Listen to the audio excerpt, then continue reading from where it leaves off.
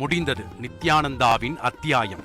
எங்கேயாவது தலைமறைவு வாழ்க்கை வாழ்ந்து இருக்கும் காலத்தை இருக்கும் இடம் தெரியாமல் ஓட்ட வேண்டியதுதான் என அனைவரும் கிண்டல் செய்ய என் கார்டு போட்டு எகத்தாளமாடா பண்றீங்க, எனக்கு எண்டே கிடையாதுடா, என்னோட அடுத்த எய்ம் கைலாசா என்று மாஸ் காட்டினார். கைலாசா என தனி நாடு, சுற்றி செயின் வச்சிருந்தேன், தனி தனி பாஸ்போர்ட் எல்லாம் வெளியிட்டு அதிரடி காட்டி இருக்கிற அழைப்பு விடுக்க கைலாசாவில் குடியேற துடியாய் துடித்துக் கொண்டிருக்கின்றனர் இளைஞர்கள்.